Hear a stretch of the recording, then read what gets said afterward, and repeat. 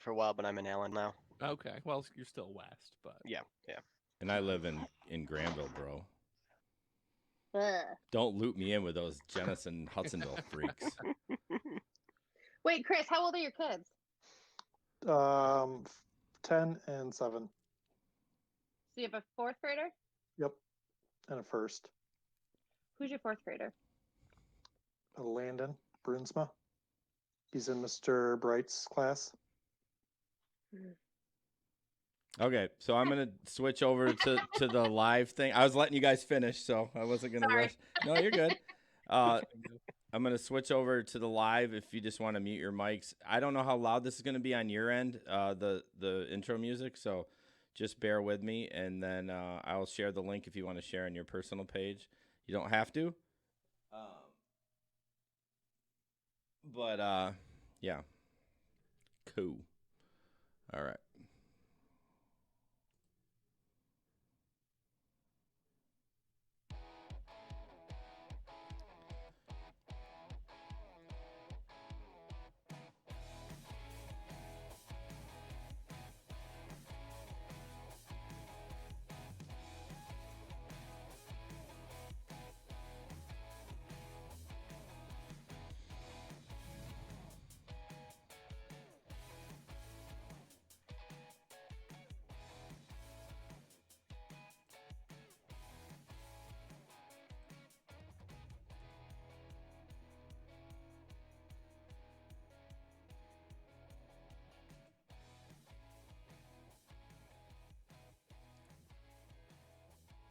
All right.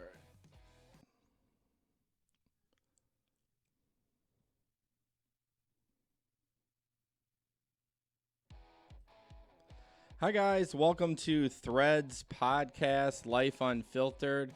Thank you so much for joining us tonight. We got episode 73, I believe. 72, 73. Yeah, I think it's 73. And we got a little bit of a twist tonight, with COVID-19 or whatever the hell it is. We've all had to record remotely, and we decided to throw it out there to some of our guests or not our guests, people or fans or whoever follows our page if they wanted to come on and kind of talk. So that is what we're doing tonight. Real quick, Ben's going to kind of introduce what Threads is about and then introduce our guests. yeah. So welcome everybody. Thanks for joining us, and we have a different format tonight. We're calling it Open Lines. We've invited some of our fans, as Jason said. And Threads, as you know, is a place where we can talk openly and honestly about life and all of its intricacies. Clearly, we're all in a very different spot with quarantine and COVID-19 and everything else. So we just wanted to create a space where we can chat about that and kind of hear from each other how things are going, and just encourage some authentic conversation among us. And the goal in doing that is to inspire our listeners, our fans, everybody else to have similar conversations. We're going to be cooped up with each other for quite a while, it sounds like, so might as well get to know each other. And tonight we have Jason and myself, per usual. We're also joined by Chris Bruinsma, who I met at Meyer. We got a funny story there. I don't know if it'll come up on the show or not, but it was not my finest moment by any means. Chris has been a fan for about a year, heard about us from Zane. And that's also where Matt and Megan heard from us. We got Matt Philpott, who went to Cornerstone University along with me. We were there at the same time, but ran in different circles, apparently. And then our final two guests have been on the show before. Dave Tiesma is a former pastor, current banker, and all around great guy. Definitely the senior among us. So we're glad to have him and his wisdom. And we also have Megan joining us, who has been on Threads as well. So welcome, everybody. Thanks so much for being here. As we get started with the show tonight, we are going to kind of just give a personal update. And I will go ahead and hand that over to Jason to go first. Yeah, I mean, it's been crazy, right? Me personally, I worked for a week and was laid off, so I've been off with the kids for 3 weeks, and it's been okay. It's not been the best. I am not built to be a stay-at-home parent. Not that I don't love my kids, but it's just when you're used to going to work every day and then all of a sudden you're the one that's doing all the work with them. It's been a little nuts, but we're hanging in there. The weather's turning, so that's good. We can get the kids outside. And then one of the things that I've been trying to do is stay off Facebook, which is hard. Just with all the crazy stuff that goes on. I'm in these two weird groups. I'm in a bunch of rideshare groups. And then I guess not two groups, but a bunch of rideshare groups. So all I see is like, are we getting unemployment? Are we getting unemployment? Like going down the list and everyone just complaining about everything. And then all the other groups in, your neighborhood groups and everything. And it's so stressful. So I've been trying to stay off that. I have to stay on it for like Threads and my other podcasts. But other than that, I've been trying to stay off it. So that's kind of what's going on. Megan's still working. I hope to be back to work. I know I'm not essential, but there is some rumor that the governor will rule us that we can work because we work outside by ourselves and I don't talk to anybody. So we'll see what happens. I definitely am not saying I'm essential, but if she says I can work, I'm not going to say no.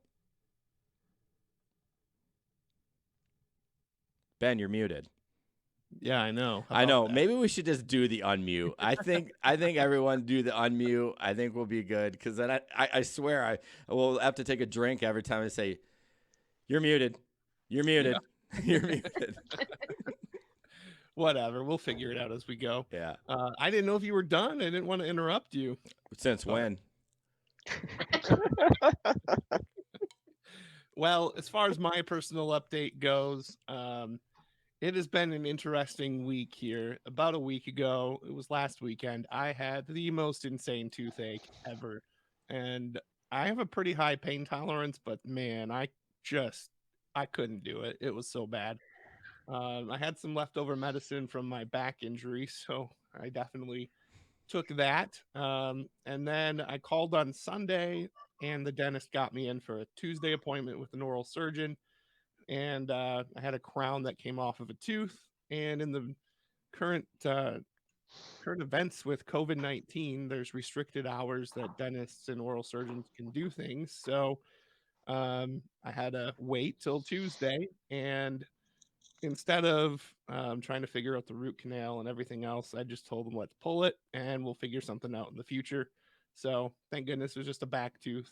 But after that happened, I ended up fainting in my house on Wednesday morning, the day after surgery. Very strange. Fainting is just a weird experience. Like you just pass out, hit the ground, come to, and you're like, how the hell did I end up on the floor? What's going on? So it was a very interesting episode, to say the least. So that was my excitement for the week. Who wants to go first? How's life treating the rest of y'all? Go, Megan. Okay, I can go. So I am at home with my two kids, my 9-year-old and my 6-year-old. And I feel like the mom who just had a baby because I don't feel like I know what I'm doing anymore. With the teaching and the being home, and then my husband's home but working, which he's always home and working, so that's not bad. But I feel like I am picking up on cues differently than I have in the past couple years. Like I'm just more paying attention to what's happening. I have a rigid schedule for my kids, and it's very good for them. I don't know. We're doing okay. The thing that I know that makes our day go the best is if we go on a bike ride first thing in the morning. So like we eat breakfast, and by 8:30 we are out the door and riding like 3 miles on our bikes. Nice. And like we ride up to the elementary school, do a couple laps. They know they can't get off their bikes and play. And then we ride up closer to our house. There's a church. And so we go around the parking lot. We say hi to Jesus. They're confused why he doesn't have clothes on because it's the Catholic church, which is cool. But and then we say hi to Mother Mary, and then we head out and come home. And that is what we do before we start our day. And so things are crazy. I've had probably a little bit more alcohol than normal. and I'm learning my family just a little bit better. Nice. Chris, you go. Well, we've been learning, grooving together. My wife has been working from home for a couple weeks now. Prior to everything getting shut down, um, she actually works where Andy worked Oh, at okay. Bethany Christian Services, and so she's been working at home. And seeing as how my two sons are from a previous marriage, they typically live with me, but they were with their mother for the last 2 weeks and just came home Wednesday. Um, and so that's been a little tough because we went from one kid at home to three. So that's fun. Yeah, Um, that's a word for it. and it's been a little tough on them because a lot of the neighborhood kids have not been able to play that they usually are used to playing with. So seeing the other kids in their driveways and saying, "Hey, well, you can't go over there," they've had a little tough time dealing with that. But Mhm. it's it's been moving along, and of course, trying to keep them on the school path and getting all their learning in Oh, yeah. has been fun. No kidding. How about you, Matt? You have kids at home too, is that right? Yeah, I've got a 4-year-old at home, and so I've been working from home for about the past 3.5 weeks, and she loves me being home all the time, and is just at age 4, kind of having a bit of a struggle trying to figure out why Daddy can't play the whole freaking day. But um, so that's been a unique thing to work through. Like I've definitely appreciated that she's loved seeing me home all this time, though. Um, but so I know like everyone's probably seen like the jokes about how every day feels the same, and that is like doubly true in my situation. I do web work for one of the local healthcare systems, and so my team has been split up from a Monday to Friday, so we have different days of working, so we have coverage every day of the week. So I got moved to a Tuesday to Saturday, so Oh, I'm man. just all out. Like this is my Saturday today, Oh, and so like I'm just all screwed up about what day it is now, because I yeah. can't keep track of it whatsoever. But like others have said, it's been a kind of a learning experience being around family the whole time. And kind of like Jason, I've had to just kind of watch what I'm doing on social media because it's just too easy to get fired up about one thing or another. And so kind of what I was thinking for my daily update, my update, personal update was kind of with that in mind. After we got our daughter to bed last night, my wife and I were trying to figure out like a movie to watch, and I saw and rented that Tom Hanks movie where he played Mr. Rogers, Oh, yeah. that came out just recently. And I was like, okay, it's Mr. Rogers. This is gonna be light. This is what I need after all the stress we've had the past few weeks. And it was very, very good, but Yeah. a lot deeper than I thought it would be for the story. And I'm so thankful that we watched it though, because just seeing, so without getting too much into it, he's the main character who's just got a lot of crap going on in his life, and he has these interactions with Mr. Rogers, and seeing the grace and the poise that Mr. Rogers has in this film, like with this character and interacting with him, and just how he's showing him love and kindness and patience the whole way through was a big telling thing for me. Like, okay, that's probably the most important thing that we can do here as everyone's working through this. Yes, staying at home and following all the health guidelines is vitally important, but even more than that, I feel like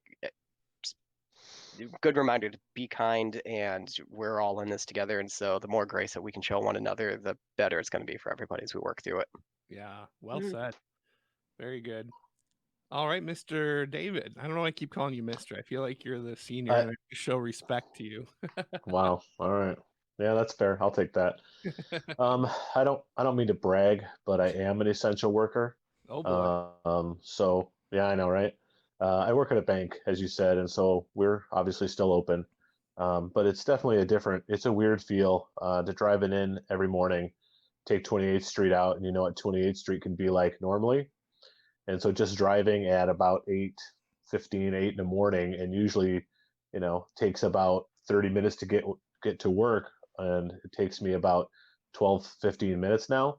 Oh man. And it's just kind of eerie. It's weird because there's no traffic, and our lobby's closed, but our drive-through's open, so we're making lots of phone calls and this trying to adjust to this new way of living and doing business. And I'm a very social person, so I usually have a lot of meetings for lunch where I meet friends, Yeah. and I can't do that now. So I'm trying to learn all these new technologies like Zoom and House Party and stuff like that. And sometimes I feel like the grumpy old man. I'm trying to figure out how all this stuff works and why the heck doesn't this work? And then I get mad. But um, overall, it's going okay. It's just really weird to think that this is our reality right now, and we don't know how long it's going to last. Yeah. Yeah. It's something. So, Dave, what are you guys doing as far as you're interacting with the public, not face to face, but what about, are you doing anything different with the money? Are you wiping the canisters Mm. down when they come in? I'm just curious. No, that's a good question. Um, I mean, having the lobby closed is a big thing, but you can still get in if you have an appointment. Mm. We're trying to wipe everything down as much as we can between people coming in. We don't have a lot of people coming in right now, but the ones that we do, we try to wipe things down, door handles. The money stuff, the tellers just they don't have gloves or anything. They're trying to wipe down stuff down as much as possible, but I mean, even as we're watching each other on a little video here, I notice how often I touch my face and how often some of you are touching your faces, and it's unconscious, right? Yeah. Like Megan just touched her head there, and so it's so easy to do. And when you're dealing with money all day, um, and then you are unconsciously touching your face after that, it's going to happen. And we have this new set of heroes out there, those tellers that are touching the money. Be nice to those people because they're really putting themselves out there to take care of all of us. Yeah. Yeah, that's really good to hear. I mean, those essential workers, one of the essential workers that I like to talk about is um, the people that are doing food delivery, the gig workers out there, and the people that are doing shipped and all that stuff. They're out there too. I mean, they're not a nurse, but I mean, for that person that can't get their food delivered because they might be elderly or whatever, like they're putting it out there. And it's nice to honestly get a little fast food. I've never eaten home so much in my entire life. No, right? And I went and got Wendy's for the kids on Friday, and you thought I just bought them a puppy. Like, I mean, it was just like, oh, thank you, Dad. But I want to throw a shout out to those gig workers too, as I've done. I do a lot of gig work, not currently. I've decided to stay home, but yeah. Chris, I want to ask you a question. Obviously, you have a separation in your family, and I talked to and you don't have to talk of it. I'm just curious because I have an older son that's 23 from a previous relationship. And my wife just said to me, I'm like, what would have happened if this lockdown happened between, the one home and the other home? My ex wasn't the greatest to work with. And so you had said that your kids were at your mom's, I think, for 2 weeks, but normally they were with you. So was there like, oh, it's a lockdown, I'm keeping them? Again, you don't have to say anything. You don't have to badmouth or any. I'm just curious because I want to know, I mean, what that was like. I have no problem talking about it at all. Yeah, like I said, they typically live with me, but because they were out of school, middle of March, um, she usually gets them for spring break. And because of everything that went down, we tried to adjust because we were planning on going to Florida for spring break. Oh, So I let her have basically an early spring break, and she had 2 weeks with them instead of just an extended week. Um, so I have been in, I don't want to say constant contact, but in contact with friend of the court, trying to find out, the ins and outs and if there has been any change to that. But they said it's business as usual, stick to the paperwork, and it's, if there's supposed to be an exchange, that's when the exchange should happen. Of course, try to be cautious and so on, but Yeah, I drive to Lansing to meet my ex-wife because she lives on the opposite side of the state. Okay. Yeah, that can be tough. I've been through it, and it's tough, man. Not through this COVID thing, but definitely could be an issue with separate households, especially if they're doing the right thing. Are they keeping their social distancing and all? So. Well, that's good. I was worried it was going to be like, no, she kept them, and I haven't got them back, because I'm sure that's happening out there. It was a concern Okay. All right. because, as you said, your ex was a little less than cooperative. Yeah. My ex is the same. Okay. Mhm. Yeah, it's tough. The only people that win, well, no one wins in that, but it's like, man, the kids, they take a beating on that. It's tough. I'm just gonna say it's tough. So, if anyone's listening, try to work it out with your spouse before you get a divorce, because it's tough. So, Yeah, and I know that's part of your story too, Dave. Yeah. Merging families and everything else. So, but your kids are older now. Yeah, I'm old, so my kids are older. I'm remarried and have been remarried for about 3 years, and my youngest lives with us, and my wife's youngest too. So we've got an 18-year-old who was a high school senior this year, and my 21-year-old's at home, and her son is about ready to turn 21, and they're home every night for dinner, and that's starting to cause some conversations to have to take place as to why we do things a certain way. Why do the Teasmas want to load the dishwasher this way, and the Wilsons don't think it's the right way to do it? So it gets to be interesting. oh, I'm sure, man. Yeah, everybody's all together now. Yep. Hmm.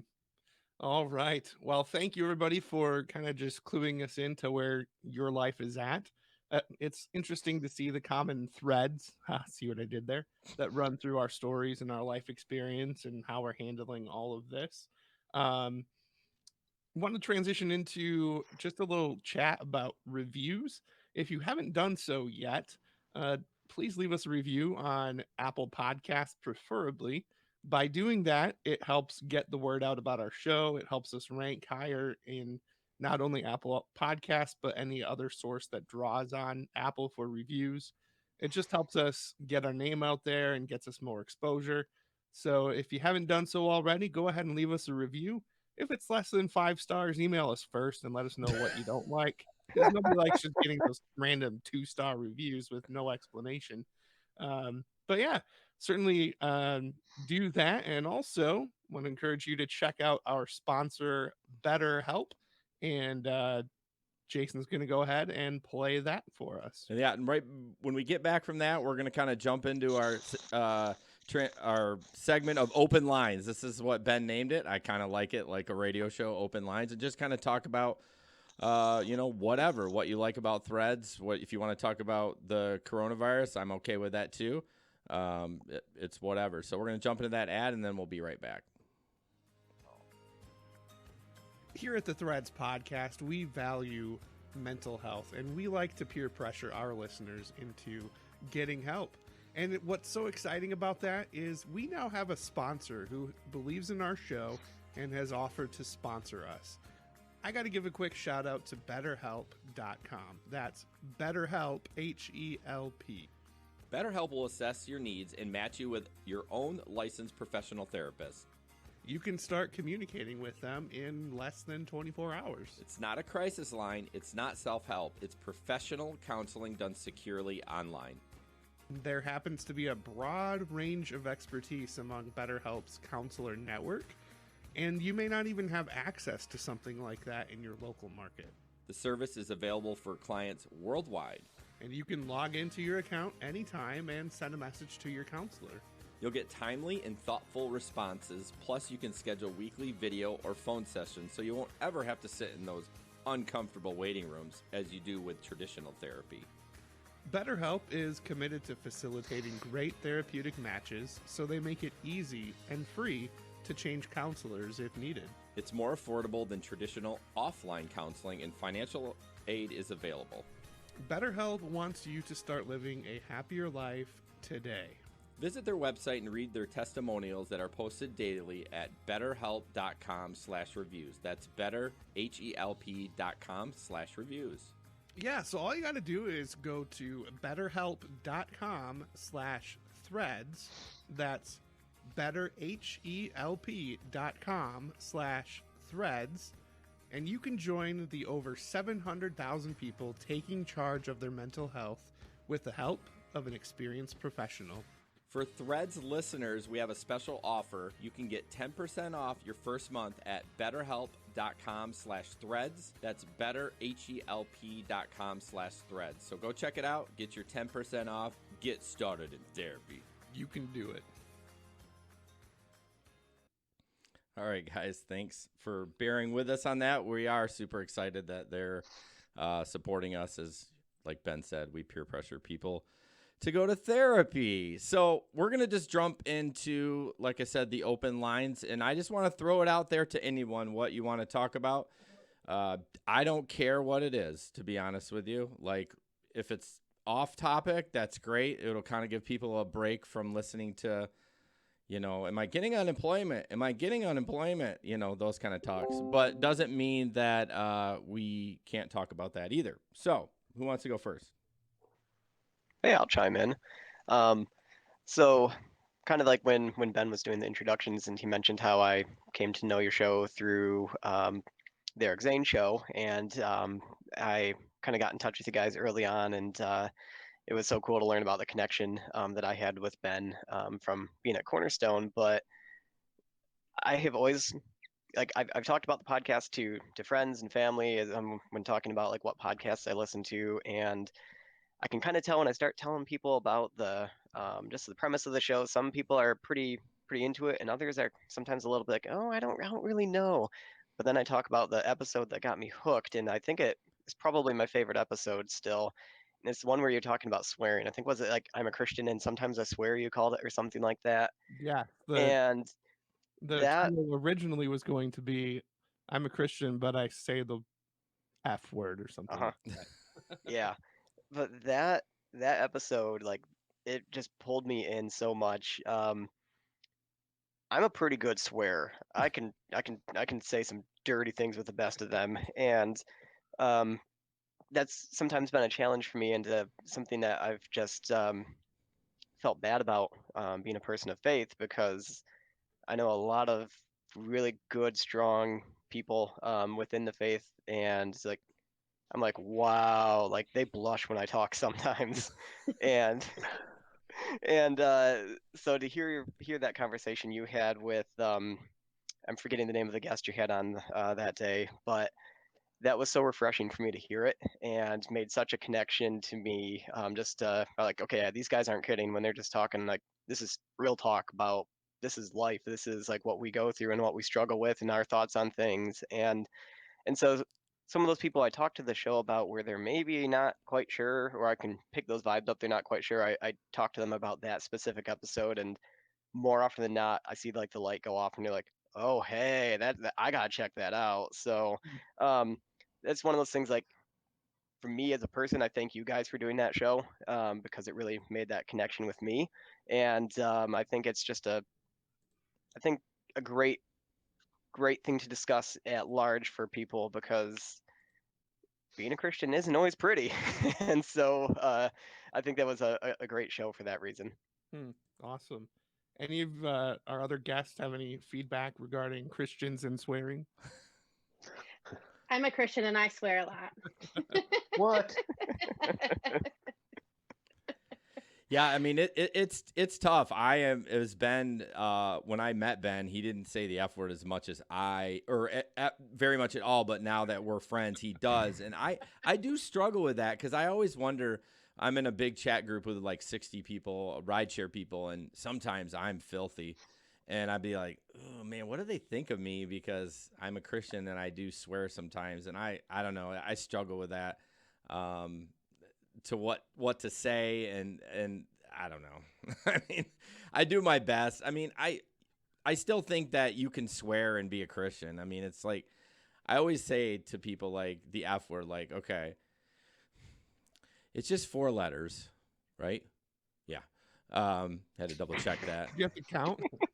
Maybe you shouldn't be teaching your kids. Yeah.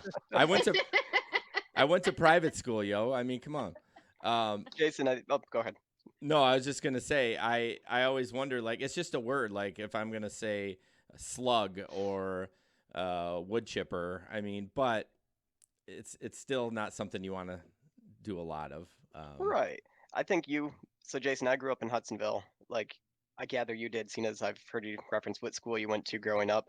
Yeah. And so you know how that community used to be and Oh still yeah. kind of is, but not nearly like it used to be. Like, shoot, when Family Fair opened up on Sunday for the first time, like that, you thought the town was going to burn down. But Right.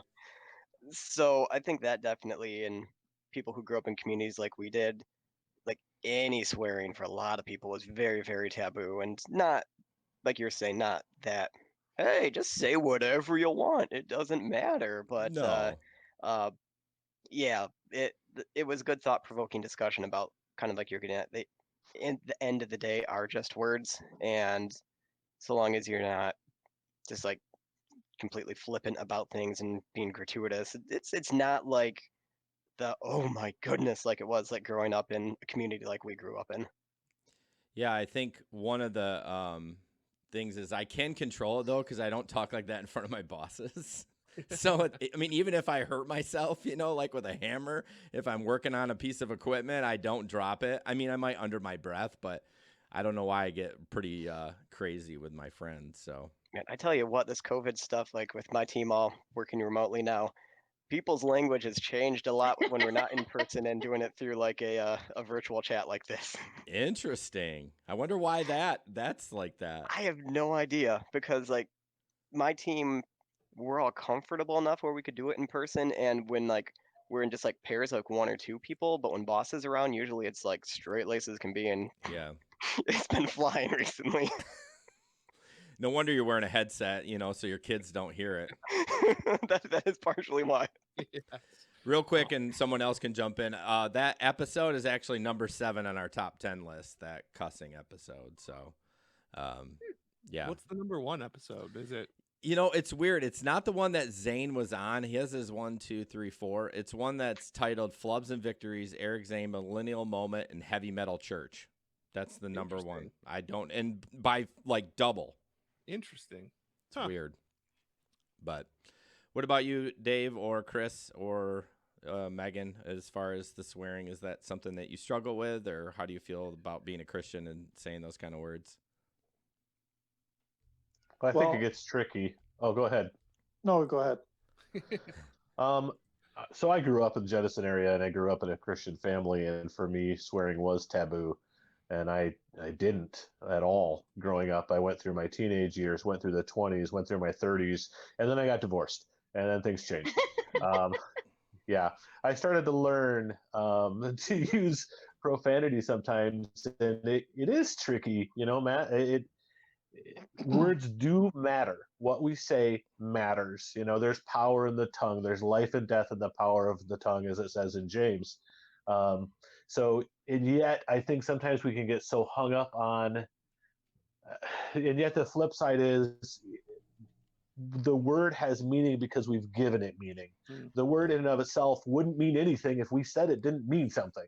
And it's more about what you're really trying to express with your heart than, but it does, the flip side, it does matter how other people are perceiving what you're saying because they don't know the intentions of your heart. So I'm not saying it's like, hey, and you guys aren't saying just say whatever you want, whatever you want, however you want. I do think it's something we need to be cognizant of, and maybe not go crazy, but maybe not be so pharisaical that if I say hell or damn, that oh my gosh, like I'm now damned to hell myself. Right. Yeah. Right. Yeah. Yeah, I always tell my kids that there is power in the words that you use, and I ask them, "What's your intent? Like, what are you trying to accomplish by using those words?" And if the intent is to cause harm, probably shouldn't use those words. Yeah, it probably doesn't really matter what word you say if your intent is to cause harm. Yeah. Yeah. It's true. So, What about you, Chris? Yeah, I have a very foul mouth, and my wife does not like it. Nor do my I shouldn't say my parents. My dad hates it, but I've always said my mom is the reason I swear because she used foul language as well. Yeah. But ultimately, it's my fault. And I've learned to take responsibility for that as I've grown older. But yeah, it's still a struggle, Okay. but try Megan, to live my best Christian life and hope that Jesus forgives me, well, especially on today. Right. yeah, yeah. I mean, And I mean, at least you're not yelling at random customers in line at Meyer. I mean, it could always be worse. can you give like the short version of that, Ben? You know, I kind of No. want to hear it from Chris's perspective. Yeah, I mean, they've all heard it from Ben's. Yeah, maybe we should hear it from Chris's. Let's see if the story lines up. Right? How we met? Yeah, the Yeah. Meyer incident. Um, well, Ben says it was not his greatest moment, but I it was just kind of a funky situation. I'm trying to remember exactly. Was that the night that the girl was screaming or the guy No, was screaming? no. It was the night that I thought somebody was cutting in line. Oh, And you I don't. Go ahead. No, go ahead. Sorry. Yeah, I guess I wasn't really paying attention to the whole cutting in line thing because I recognized you. Um, and so I was trying to figure out, is that Ben or is that not Ben? And of course, I don't really care whether I'm wrong or not. So I just figured, hey, and you, of course, were like, depends who's asking. This is right after I had chewed out somebody that I thought was cutting in line, and they weren't. Which is very out of character for Ben. He says he can be like that, but I'm like, okay, Ben, like you say that, but I've never seen it. So, and I asked Chris if he saw what went down, and you told me you did, but I don't know how much of it. Did you see me chew this lady out for cutting? I think I saw a little bit of it. My memory is terrible. No So I worries. remember some things, but others, it's like I fell on my head years ago and I think I got a concussion Oh, because my short term memory is like, it's Well, gone. and plus it was probably happened so quick, and if you weren't right next to it, you just saw him as Chris was probably trying to figure out if that was Ben. It was probably happening, so you know how Yes, that it was goes. something. So So, go. I'll jump in. Megan, what about? I see something on here and about you've been crying so much during quarantine. Is What? Okay. Well, hey, you wrote it. I did. Well, because Ben put something on Facebook about like if you were gonna have a conversation with people, what would you guys talk about? And people all wrote like all these like great things, which obviously I didn't read the answers to because I was like, how many times should I try or cry a day in quarantine? Which for me is honestly not that many right now. Today's been good. It's been a weekend, but this is really hard. Like being home, having kids home, trying to explain to kids, I'm sure of any age, um, what is happening because they need to know what's happening. How much do they need to know? Obviously the 6-year-old doesn't need to know as much as the 9-year-old, but like why aren't we seeing that? We see my parents a couple times a week, we are with friends, we go places, and now we're all home all the time, and that's hard. And it's hard for it's just so everybody. I don't feel like enough people are talking about like what this is really doing to us. Yes, we're not spreading this, but the mental health part of this is a little rough. Coming to terms with the fact that extroverts cannot extrovert. We're having a hard time. And, the anxiety that all of this is causing to people and also not talking about it. I just feel like this is so hard on so many levels that are not just being laid off, not getting paid for a job, huge. And I understand that. But I just feel like there's just so much more that this is going to do and that people are starting to realize. and then cry about. So, Yeah, did you follow me on that? yeah, I feel like you kind of remind me of my wife as far as emotions, that she expresses a lot of her emotions with tears. It doesn't mean she's like one brink of having a meltdown, but like she tears up quite a bit, and I've gotten used to it over the years. And it's not a bad thing. It's just, man, when we first started dating, I'm like, I mean, I know I'm kind of an a-hole, but I mean, like, I gotta weather this. Like, Did you make her cry on your first date? No. Okay. Our actually, it was kind of funny because we both love to eat. Obviously, for you can see us. But on our first date, we went to B Dubs, and we didn't eat the whole time. We were so nervous, and I'm like, that happened the first day, and after that, if you've been in the studio, you can see our lovely picture, our engagement picture, and it definitely shows we started eating after that first date. So Matt, I'm just going to call people's name out. That I appreciate you guys filling it out. I think it's just a little bit easier. I wanted to ask you about, or Ben actually did, marble racing. I want to know what. I mean, the last time I played with marbles is probably the 4th grade. So I want to hear it. I agree. So, kind of like building off of like some of the things Megan said about how like there's just like a lot of emotional things going on that are different, or things that are maybe stress relievers for people. Like my friends and I, like we're big into sports. Like we're big soccer fans. I'm also a big like IndyCar racing fan, and marble racing is some stuff that they've been on YouTube for a while. I've like known them, but I've never really paid any attention because I'm like, it's stupid marbles. Woohoo, fun.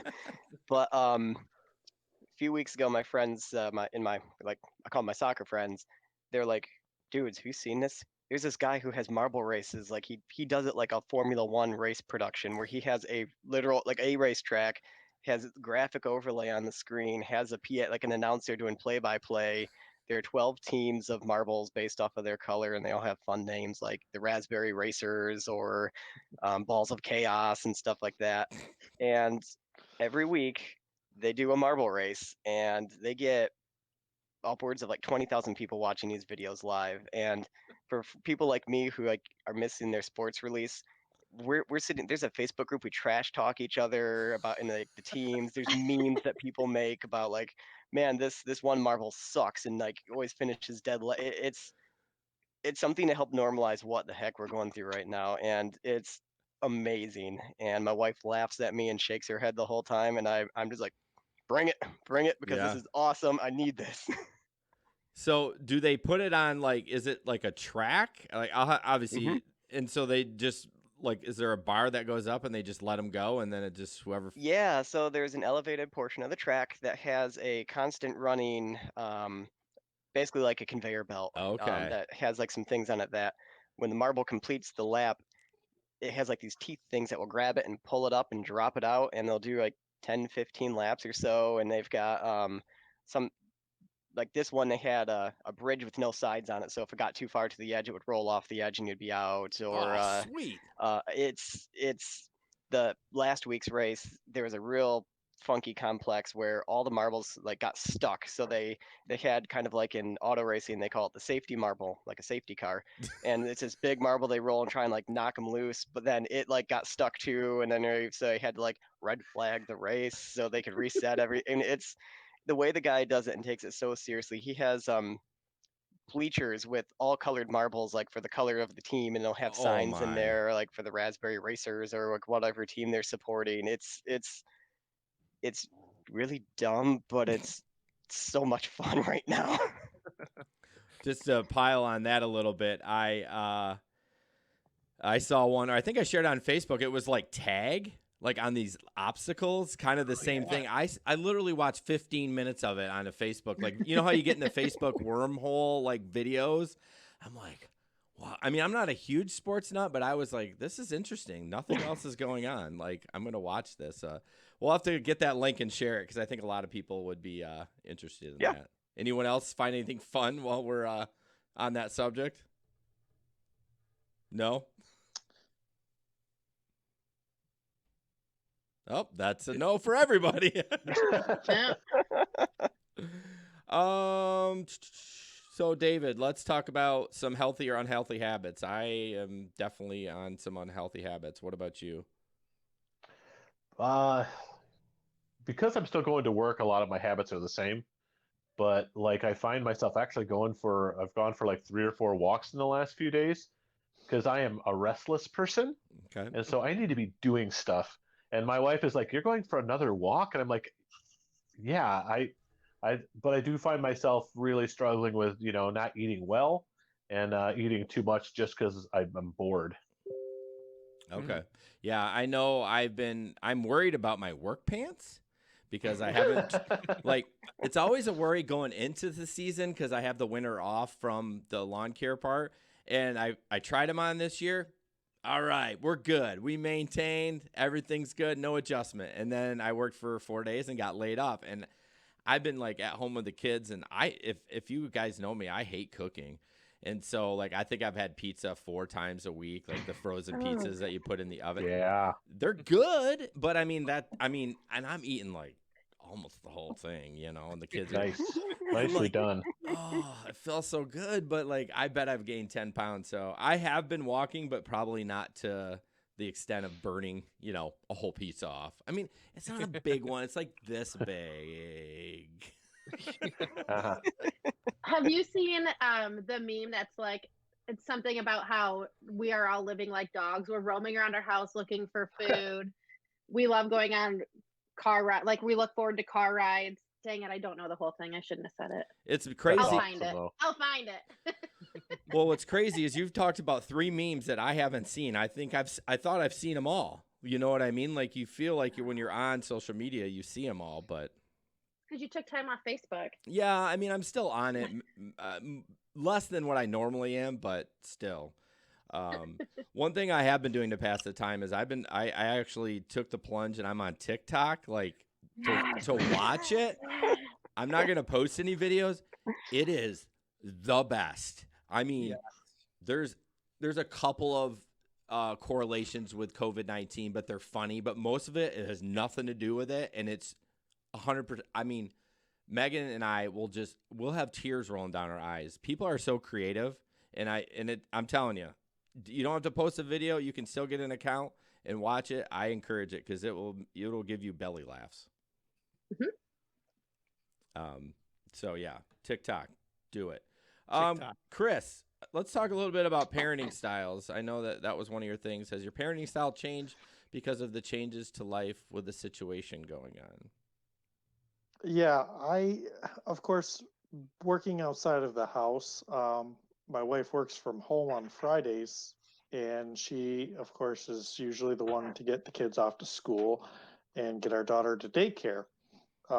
So, of course, I'm home now. She's working from home. So it's kind of been, hey, you need to step up, hon, because I'm usually the one doing all this. You need to do some of this. And it's been great. It's been nice. As I said, it was originally just my daughter, who is only 17 months old, and she loves me. So she has really enjoyed being around and hanging out with me. And now that the boys are home, it's, hey, can we go outside? Will you come outside? Will you play hockey with us? Let's go bike riding. And my wife is, of course, reminding us that we need to get school done too. Um, Right. and she has a teaching degree, so I kind of count on her to take the reins on that. But she does not use her teaching degree, and I don't think she enjoys doing the teaching part. So, yeah. Let's go back to Chris a minute. I'm sure I missed it because I had a lot going through my brain, but is your wife home or is she working? She is working from home. Okay. Um, she does everything on the computer, and they've had a lot of course, um, video meetings, phone calls, and so on. But she has been steady working, and I haven't heard anything of getting laid off for her. Me, on the other hand, last week was my last week, other than I am on call for emergencies. Hmm. Um, my I'm a plumber by trade, so my role is kind of essential. but there just isn't enough work to keep us busy enough for us to work a full day. So I've worked a job or two last week. Monday I had a full day, but Megan, on to the unenjoyment. how is yeah, right. At least we're getting I don't know if you've had to deal with the layoff before, but at least we're getting an extra $600. Now you're going to see so many posts tomorrow about the extra $600. I'm just letting everyone know because everyone's calling for Marvin this week. That's been off for 2 weeks or certifying online, and I'm one of them. I'm wondering to make sure it's going to come in, but that's kind of the reason why I stopped doing gig work, because if I'm getting 600 plus the 367, I mean, that's almost $1,000 a week. Like, I don't really need to be doing gig work and putting myself at risk if I don't have to. So I'm interested to see what's happened. I'm getting up at 5 a.m. tomorrow. I'm setting my alarm so the system doesn't bog down, so I can actually certify it online. But Megan, I wanted to talk to you real quick about Irvine's. I'm sure your workload is reduced big time. It is. So I'm home. Since this whole thing came down, I work with my parents at Irvine's Auto Repair in Grand Rapids Hybrid. My role is typically customer service, social media, kind of everything around the shop that my mom can pass on to me. But once we kind of really started to see what was going on and knowing that our 9-year-old Bryson was high risk with his asthma, I stepped back. I said that I can't be there. I'm sorry. I knew she wouldn't fire me. So I am in a very good spot. However, I am able to do some of my work from home, though not as much as I would like.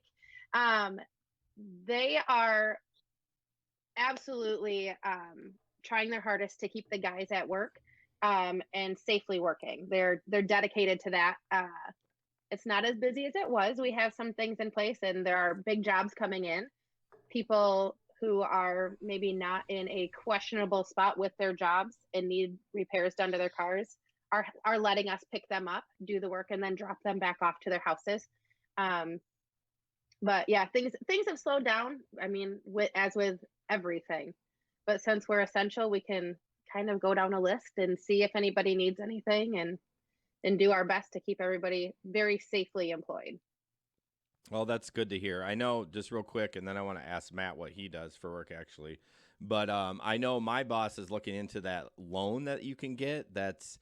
That they can pay us 40 hours a week, and I guess if you do it a certain way, you don't have to pay it back. Or so there's a lot of misinformation out about the loan, and a lot of it wasn't hammered out even before it came out and on noon on Friday. So it's possible that some of the things that were said in press conferences by certain people was not totally correct. I'm not naming names. And also there could be different loans put out for different places. Everything that was said didn't totally apply to us, but yes, if employers keep people on and don't have them laid off and go on unemployment, then they don't have to pay back the portion of the money that's on payroll, I believe. right. It's something like I that. don't know the ins and the outs. That's on mom. Yeah, I've I heard a don't little either. bit, My but boss just sent us an email to like just keep doing the unemployment thing, but we may be able to bring you back on payroll for 40 hours, blah blah blah, whatever. Yeah. I was just curious about that. So, yep, we're definitely going to try. I mean, every small business that I know is trying to get it because it's going to be the best thing for everyone is to keep everybody in their job. yeah. So, yeah. So, Matt, what do you do for work?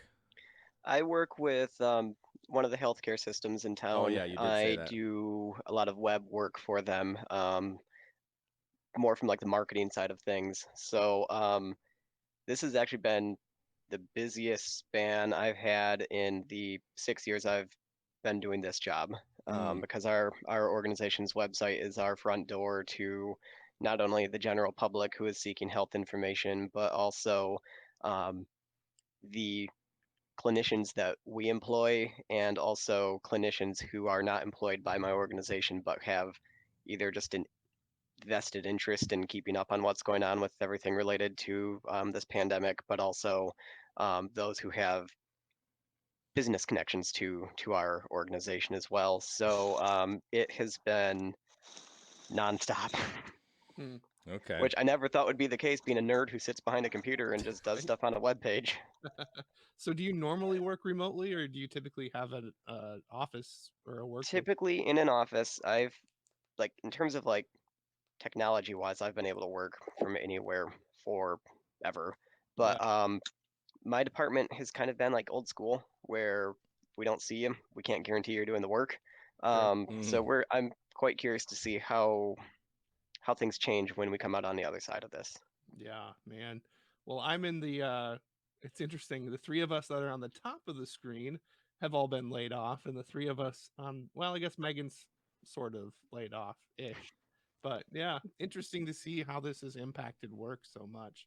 Um, it's a challenge. I work for a small family owned company, and they're doing what they can, and even though I'm not on the payroll, they're still paying my health insurance at no cost to me. So Very I'm cool. grateful that businesses are stepping up and doing what they can despite the circumstances that we find ourselves in.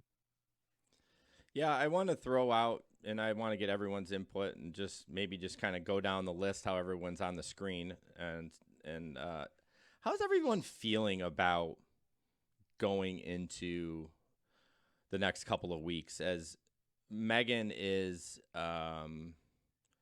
in the healthcare system and as Andy is for Ben and ooh man I get probably information a little bit more than someone else on the news. Not that she's really in it because she's on the NICU floor as a nurse educator, so she's really not dealing with the COVID, doing some training for it for their staff. But I'm just saying that the peak hasn't come yet, and I don't know. I'm a little nervous about it. Uh, I know people are doing different things, and one thing I've struggled with, and I'm trying to be better with, is not being critical of what people are doing to protect themselves from COVID.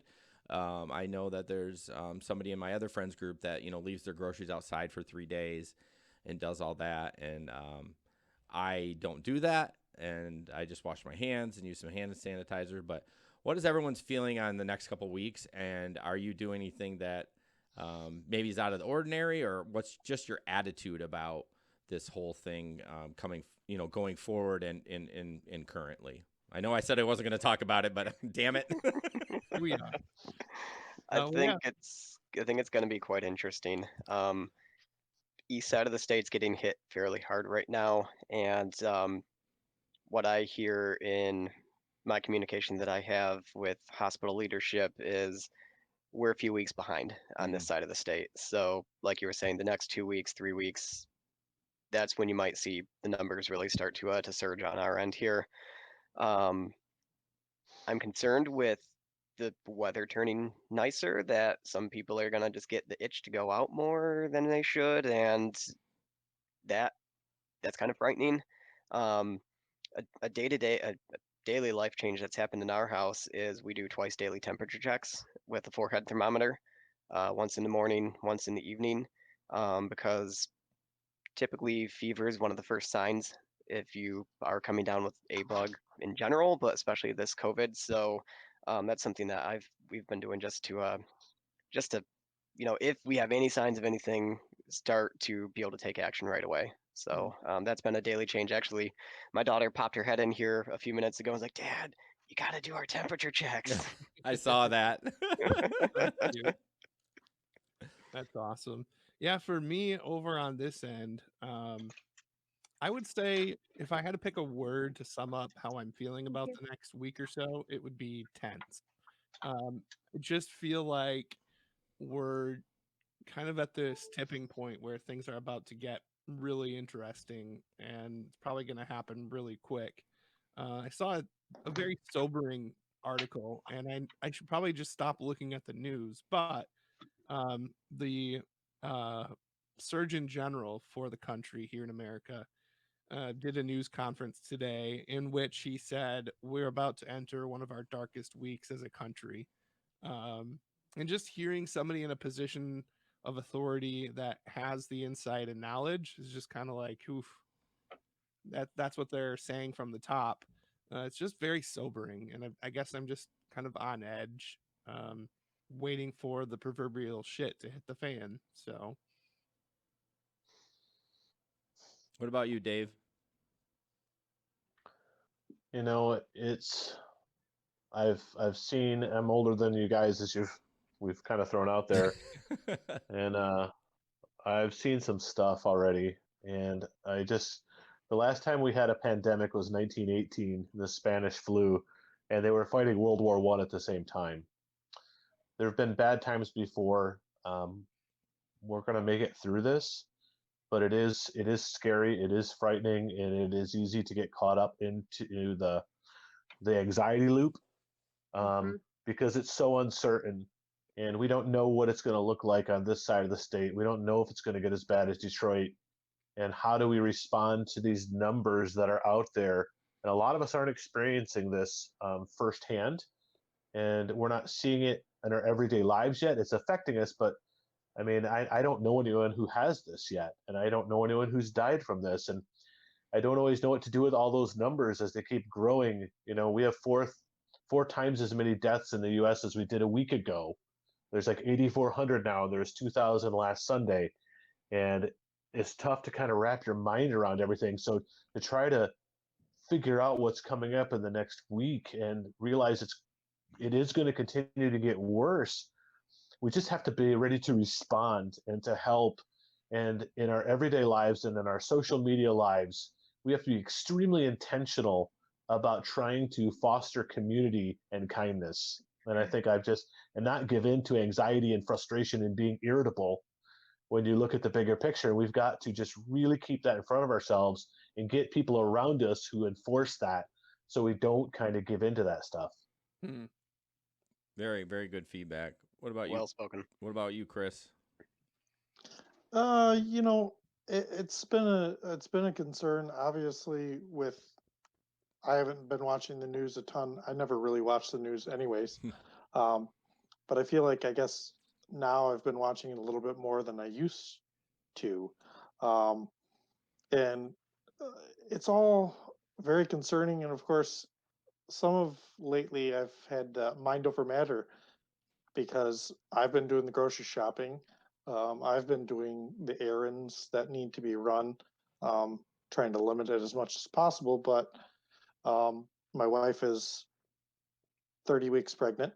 Oh. So obviously, I don't want her out, Mm-hmm. and trying to do my best, hand sanitizer after, wipe the cart handle down, try not to handle too much um, as far as the groceries go, and try not to go into too many places.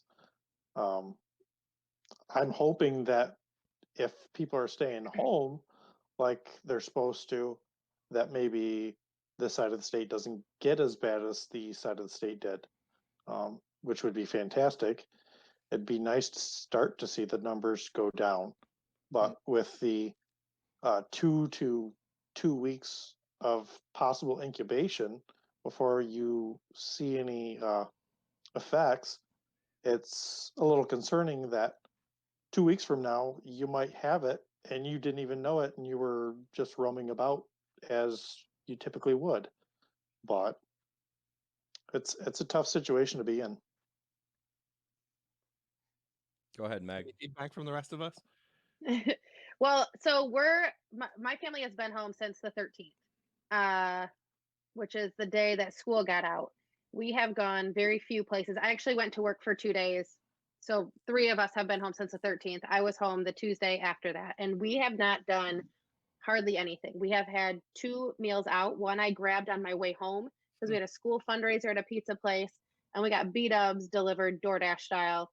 Um, and we are probably, Brian and I are probably on the end of doing too much. Uh, some people would probably judge the things that we are doing. We Clorox wipe groceries when we don't go to the store. I have Instacart. I hate grocery shopping. I think I told you guys that last time. That's the one thing that like I just can't stand doing. I'll clean toilets, like that doesn't bother me. I hate laundry still. But I will never like doing laundry. But so we've had groceries delivered for probably 2 years now, like since we've been able to a shift. Um, but we have them dropped off. We just like wave, we're like set them on the front porch. And then we will like have the kids go in their room, wipe off the dining room table, put everything out, and then Brian and I go through and sanitize things and put them on a counter so that they can dry. And we have a system in place. It's probably crazy. And then we sanitize everything again when it comes in. I can't stand there is almost another tear. I can't stand the thought of one of my kids getting sick and not being able to go anywhere with them. Like go to a hospital with them. I can't imagine, as a mom, you can't protect your kids from what happens there and how scary that would be. So we're doing everything we can to stay in the house. Like we ride past my parents and Jason's dad's house all the time and like wave from the bottom of the driveway. We don't see people, even people who have been in quarantine for, as long as we have, who are taking the same precautions. We don't see anybody. So we may be going over and above, but it's worth it to us. Go ahead, Matt. Absolutely. To try and have more of a bit of a positive spin on stuff, because there's been a lot of kind of like, I don't want to say doom and gloom that we've talked about here, but I've witnessed a really cool thing that's happened. There's a group of people down in the Chattanooga, Tennessee area who I've been familiar with them because over the past few years they've done some fundraisers within the soccer community for local gay pride organizations and whatnot. And they put together a website where service industry workers who really rely on tips for their income, who are now out of work, are able to sign up. And there's this website people can go to and do a virtual tip when they're having a drink at home. And it's so cool to see. There are dozens of cities across the country, including Grand Rapids, on this. And so individuals can go to this website they created, click what city they're in, and then a random service industry person who's out of work shows up, and you can just like straight to their Venmo or their Cash App account, give them a tip when you're having a drink at home, because that's like money that they're not normally going to get. And it just randomly loads up people when you click through on it. And I think it's so cool to see like here's people who they're trying to help out anybody and everybody they can anywhere realistically in the country that they've never met. And necessity is the mother of invention, as a saying. And this didn't exist 3 weeks ago, this website. And now it's here to be able to help people out, just even if it's just a little bit. And that's so cool to see. Yeah, if you get a chance, share that link with us, because I just had a beer. I would have loved to do that. Well, Megan, I noticed that you talked about your brother-in-law that's been doing some pretty interesting things as well. So I was wondering if you could tell us a little bit about that stuff. Sure. So my husband is from Indianapolis, so that's where his whole family is. And my brother-in-law, Michael, runs a company that is mostly based on Amazon. And I don't know the ins and outs of it. I know he does a lot of work in China. He has a lot of people that work for him, with him in China. And when this was kind of all happening here and there was a shortage in masks, they were like, can we get you masks? What do you need? He's like, what are you talking about? How can you get masks for us?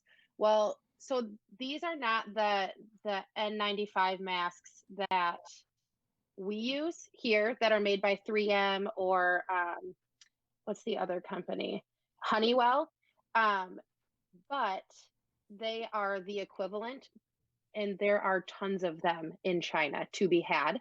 And my brother-in-law had access to them. So one night he was talking to this gal that works for him in China, and Michael was like, I think he said in one of his videos, like, you can spend like $20,000 or $30,000, which, like, don't do anything more than that. And he just jumped. He took a leap of faith. He was like, hopefully this GoFundMe that I have up and running will go. Like Brian and I threw $50 at it. We're like, let's get some of our friends in Indiana some masks. And the next day he woke up, and in his message inbox, or from his employee in China, she had spent like $40,000, and he was like, and he also had a message in his inbox from a local church that they were going to cover, that their congregation was going to cover that $40,000, that they wanted to buy all of those masks. And now it has turned into a crazy, amazing thing that they have. I'm looking at the GoFundMe right now. $335,968 has been raised for masks.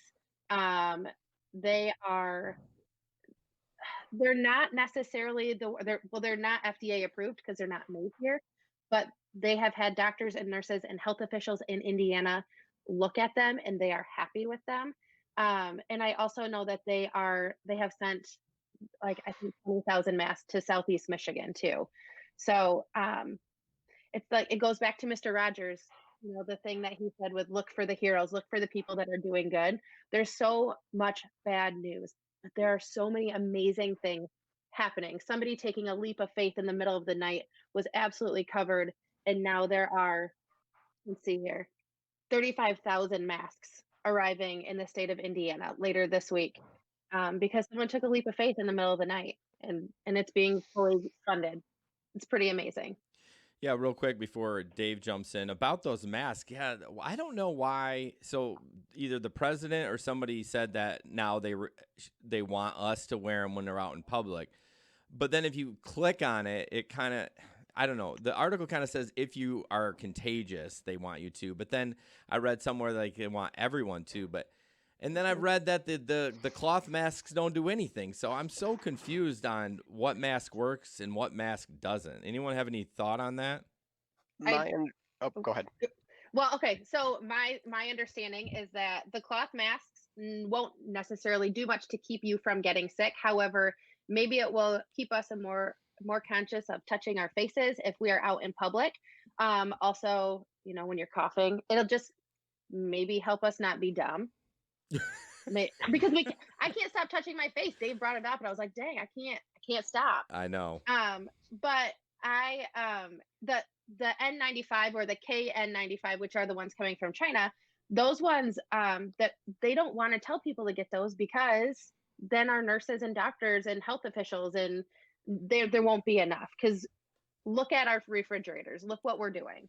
There's no toilet paper. There are going to be, if people find out that they can buy all these masks, which are available freely, like obviously people can buy them from China, they would just be totally gone. Yeah, kind of my understanding as well when you're looking at the different types of masks. One reason why those N95s are so precious in the healthcare world, especially, is there are certain procedures that are done for somebody who's quite sick, especially if they've got the illness, where the the germs are put into an aerosol format where not format, but they're in aerosol form where they're just very very fine particulate that will stay floating in the air for an extended period of time, and that's quite easy, especially in an enclosed setting like a hospital, to breathe in and then infect yourself with. And so that's why those N95s are so important for the hospital patient setting. Um, but the COVID illness, from what I've seen some physicians talking about within my healthcare organization I work for, doesn't naturally go into the aerosol format. It's more in a droplet format. I keep saying format, a droplet form where it's larger, heavier drops, like if you cough or if you sneeze, and those will float around there for a little while, but then they're smaller and heavier than the aerosol form, so those will drop to the ground more quickly.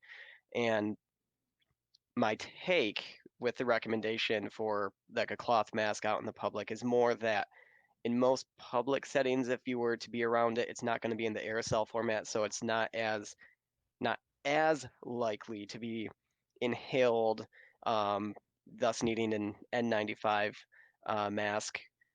Not saying it's not going to happen because and we've already got community spread right now, so it can, but it's less likely to, like if somebody sneezes when they're out taking a walk down the shopping aisle and you pass by 10 minutes later, that droplet form is less likely to be inhaled and get into the system, from what I understand with some of the medical professionals I've seen. But and then like Megan said, also if you have something on your face, it's just going to make you more conscious of like not doing things that will increase your potential risk.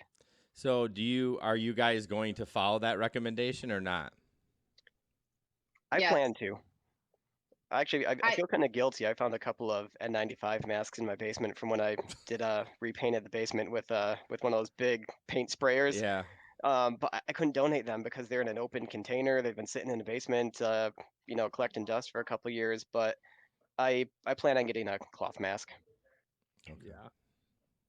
I So question whether like I have a beard. Jason, you have a beard. Dave has a beard. Matt has facial hair. Will the face mask even do much to, I guess, get anything Well, out or keep I it out? I think that what I got from Matt is and like I said, if you have it and you sneeze, it's gonna stop a lot of it from going out. Hmm. It may not stop. I don't know. You would think it would stop it going in too. If it's gonna stop it from going out, I don't know. Yeah, a bunch of uneducated people on COVID-19 Yeah, talking. I should say asterisk. I am not a doctor. With what I was saying. I Google like I am. Yeah. What's that? What's that meme with Willem Dafoe? I consider myself somewhat of a scientist. Right. I know. But, I know they brought up the beard thing, and I'm like, I ain't shaving it. I Yeah. mean, I'll just stay home. I know with documentation I have seen that I've placed on our website, in the clinical setting, they are recommending people with facial hair, if they're going to be using those N95s to shave it, so they can get a good seal all the way around. Mm. And I think wearing the masks in public goes more for protecting others than for protecting us. Because if we do not, there are so many people that have this that have no clue they're spreading it. Hmm. So if everybody is wearing a mask in public and it's keeping it from going out, plus you're keeping it a little bit from coming in and maybe being more aware of not touching your face. I don't know. Well, We I was to say the bottom line, they're gonna help, and I'm a little kind of. I don't want to wear one. I mean, I don't know how much it's gonna help anyways with this beard. I mean, I'm gonna have to like tie it up, tuck it up somehow. I don't know. It's just not gonna work. Put some dreads in it. Oh gosh. Well, you know what's crazy is before people, Michael, my brother-in-law Michael was like, this is going to be the standard. They're going to tell everybody to wear masks. And nobody believed him. And I was like, nah, he's onto some things. I'm gonna listen to what he says. Mhm. And I went on Etsy and I ordered some masks, some cute ones, because why would you want to wear something ugly? For all of us with some filters, just the cotton ones. And they did a press conference that night like they do every night, and I went back on to check something and everything was wiped off Etsy. Everybody was sold out of the masks. So it seems like people are getting them. Seems like they're listening, and it might be out of fear, which is, my family is not operating on fear. We're operating on faith and being smart, and doing the things that people who, Dr. Fauci mostly, because I love Dr. Fauci so much, and Bricks. I'm doing the things that they're saying to do to keep our family safe. So, All right. Well, let's move on to some lighter things. Dave, you're up. What books are you reading? Yeah. And I guess we're going to talk about the Tiger thing, Tiger King. I have not watched it yet, so I'll let you start, Dave, and then we'll kind of go off there. Fair enough. I'm reading a couple different books right now. One of them is called The Body Keeps the Score, which is a fantastic book about how the body stores up trauma and how the works and the trauma's effect on the brain as well. Fascinating stuff. I'm also reading I'm a fantasy nerd. I'm reading a fantasy trilogy by an author called Robin Hobb. And last night we watched Ford versus Ferrari, but I have not seen. Is it Tiger King? Is that the thing everyone's talking about? Yeah. Hmm. Yeah, I've not seen Tiger King. I don't think I want to see Tiger King. Oh, you do. I've heard. You like watching train wrecks. I I saw somewhere that it's Calvin and Hobbes as an adult, and he was a child star who got ruined by drugs and alcohol, and I like that. That's one way of. that's fair. That's pretty good. the only reason I know about it is on TikTok. There's some TikToks with that lady, like the cat lady or whatever. I'm like, I don't know what the hell this is, but this TikTok is really funny. It looks intense. It does. So basically it's just about a guy that, and then I see memes about you can get a tiger for $2,000. Apparently. And everybody's like, our stimulus check doesn't cover that. Megan, have you watched it? Nice. Is it? So yes, we've been watching parts of it. I actually am a true crime podcast fan. So some of my favorite true crime podcasts actually covered this story last year. Okay. So everybody's getting excited about this new podcast. I had like, what's happening in my brain? How do I know all of this already? Because I have a terrible memory, but then when I remember things, I don't know. Anyway, so I've been watching it with Brian. he couldn't get past the second episode. He had to like stop for a while and take a step back. Um, and in the wedding, it was the wedding one, without having any spoilers. He had a hard time with the wedding. Okay. So yes, but yes, so I've seen it. Yeah. I mean, I'm interested to watching it, but to kind of, pile on with what everyone's reading, I don't read much, but Megan and I definitely started. I can send you a screenshot of we have Disney Plus now, all the Marvel movies. Since I started watching them, and then I don't have time. Typically, I have time now, but I don't really get into a ton of that. But we've been watching. We're on Iron Man, so we're up to number 4. There's like 20 of them, and they're really good. It's fun to actually connect stuff in the movies, because I know they were released in different odd times and stuff. But that's been one thing that we've been doing to pass the time. Yeah. One show that I've binge watched, is Ozark. I think, David, you've seen that one as well. Yeah. Ozark, it's dark and it's heavy, but there's also just this thread of family that runs through all of it. And what does family mean? And despite whatever circumstances family may find themselves in, how do they operate? And so just the different storylines and family systems, it's crazy good, but super dark. um I've had after a few episodes, I had to take a breather, like, oh my gosh, what just happened? Like, this is so dark. And it's one of those shows where you have to keep watching the next episode because you got to figure out what happens next. So that's what I've been watching. Another one like that is Handmaid's Tale, and it kind of is like what's going on now. If you've ever seen it on Hulu, it's a quarantine issue, not because of pandemic, but like a government overthrow, and it's really good. But I got to the point with Megan, and like Sunday night is usually our date night. We get takeout and then we watch a show, and we were watching that. And then she's like, you know what? It's too depressing. And then the next week, let's watch something else. And then the next week, so we haven't finished it. So, I mean, it's still going on, but that was a really good show. It is a really good show. Any other books or movies y'all are watching? My family's reading Ramona Quimby, age 8, because we were supposed to be reading that as a school system in March, and it hit the fan, so we didn't. So now we're reading Ramona Quimby, age 8. And I am reading anything that will rot my brain. So right now I'm reading a book called Big Girl Panties by, who is it? Stephanie Ivankovich.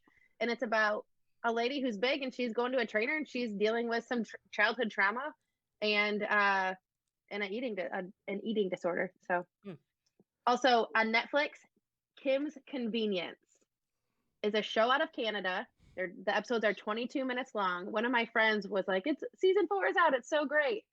And so we watched it yesterday, and it is so funny. And it's about, I believe, a Korean family that runs a convenience store. So there's so much good stuff on Netflix. I mean, for $13 a month, I mean, why would you want anything else other than sports?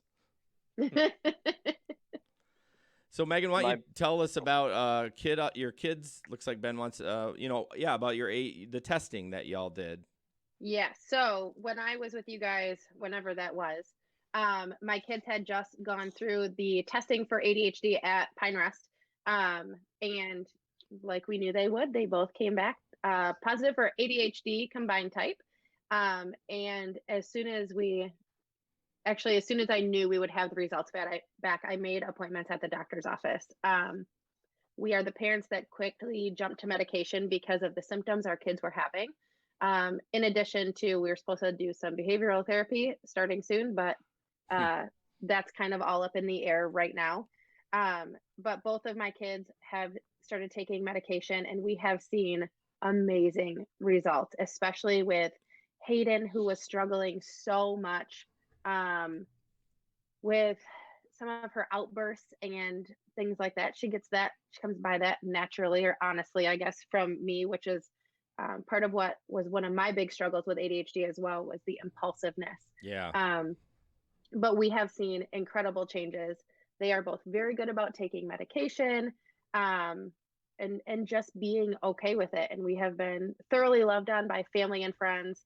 And yeah, so we were supposed to have meetings to get some 504s in place for the kids on the Monday that they stopped doing school. So nothing is in place for them at school, but being the mom that I am, I was like, we're getting this done. So now they have a 504 with their mom at homeschool, which is just, I guess, probably the best kind of 504 you can get.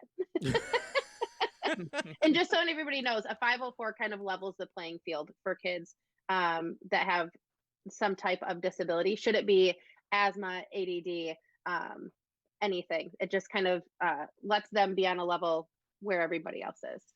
Is that for sports? No, it's like because they don't necessarily qualify for special education. Oh, But they do still. So the 504 will get them an IEP. Gotcha. Okay. Yep. So it just levels the playing field. It brings them up to where they need to be. And I'm thankful that my resource room teachers, when I was in high school, made me be a part of mine, because full circle, here I am doing it for my kids.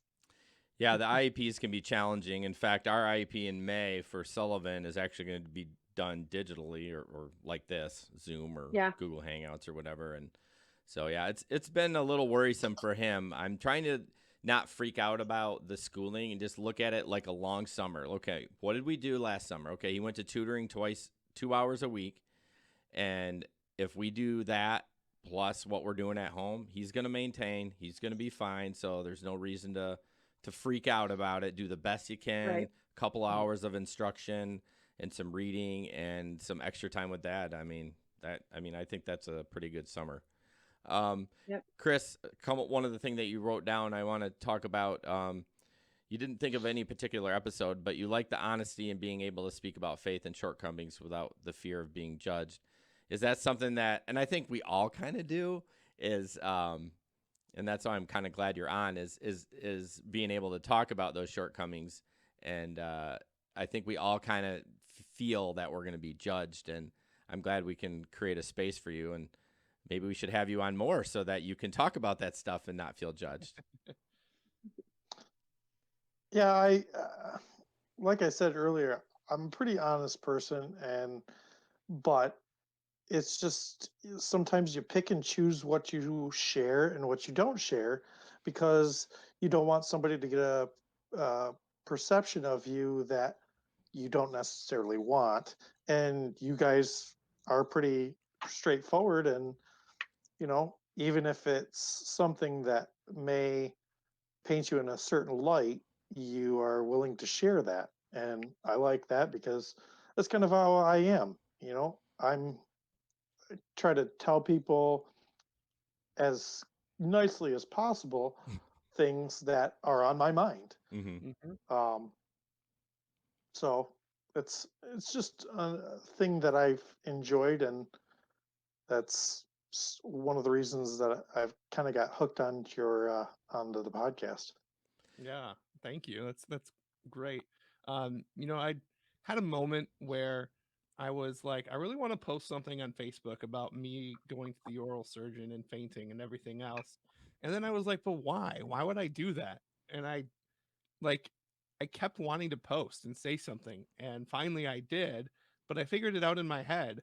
Like um, I think the reason that we don't say what's really on our minds to people is because we feel like there's power, that situation or that topic has power over us, and it dominates whether or not we do something, and it dictates and it guides us. And so by posting on Facebook and telling the world about just how awful my week was and the embarrassing parts too, it took the power out of it. Like, that event no longer had the power to make me feel embarrassed. It didn't have the power to keep me from saying what was really on my mind.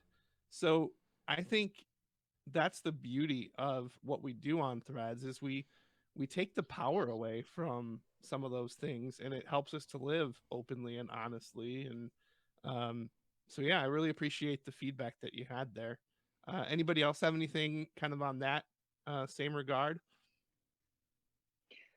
I think it's important to let people know how it is. And I my mother-in-law will call me in the morning and she's like, Megan, are you okay? You didn't post anything on your stories on Facebook. Like, because she gets concerned. Hi, Billy. I'm sure she's watching. Because like I'll get up at 5 o'clock in the morning and I have time for myself. So Jason, if you need a call tomorrow morning to make sure you're up, I can call you. I'll be Okay, up. good. But like I think it's very important when I'm at my most stable. Don't talk to me at 2 o'clock in the afternoon because I'll be crying. Mm. But at 5 o'clock in the morning, I feel like I have it together. So I should say something encouraging to other people. And then at 2 o'clock I come on, that's when I start crying. And you'll see me do it right after a nap every single day.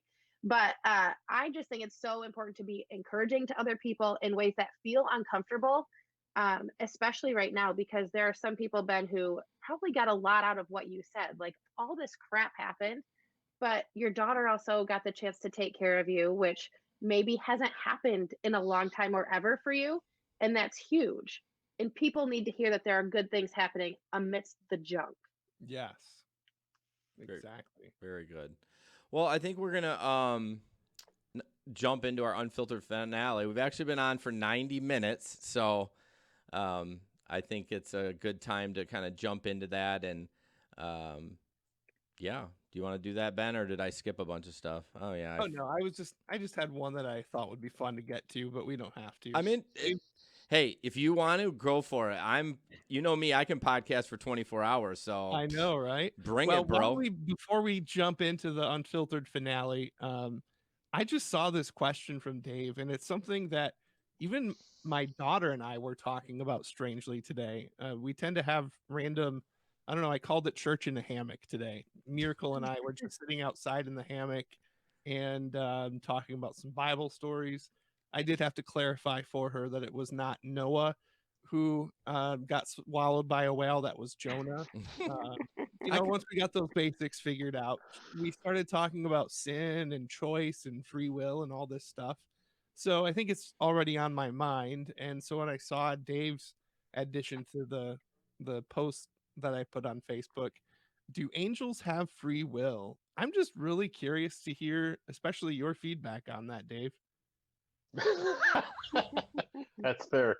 I don't know. I don't know why I thought of this, but so if we're looking biblically and as well as we can understand, a third of the angels fell with Lucifer, right?